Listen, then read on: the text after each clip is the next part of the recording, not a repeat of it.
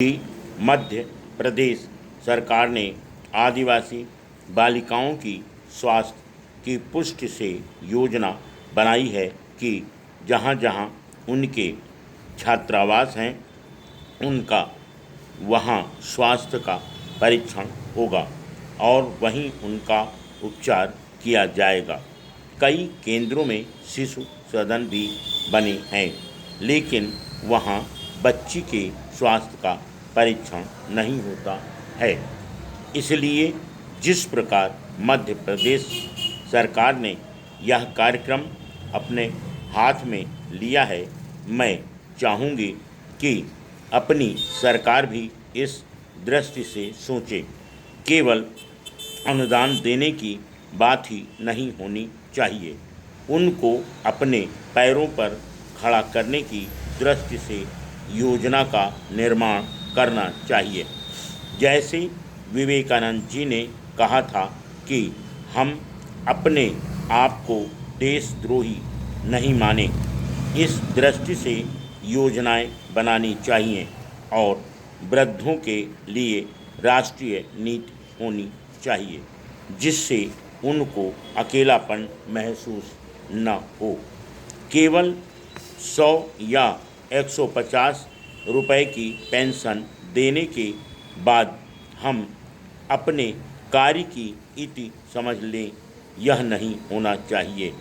अगर हम इन सब बातों को सोचें तो हमारे मंत्रालय का जो उद्देश्य बहुजन हिताय बहुजन सुखाय वह फलीभूत हो सकेगा।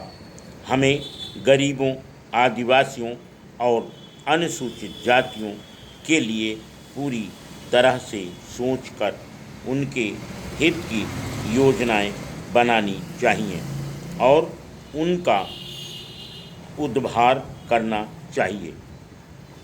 माननीय सभापति महोदय, सर्वप्रथम मैं माननीय मंत्री जी को श्रम मंत्रालय की कार्यभार संभालने के लिए बधाई देना चाहता हूँ।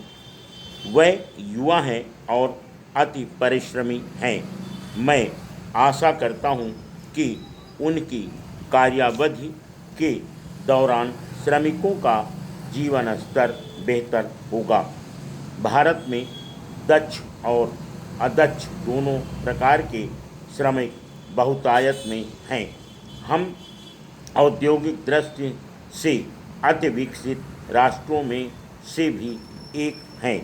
हमारा वैज्ञानिक और प्रौद्योगिक आधार बहुत ही सुदृढ़ है, लेकिन दुर्भाग्यवश इन समस्त उपलब्धियों के पीछे जो श्रम बल है, देश में निरंतर उनकी उपेक्षा की जा रही है।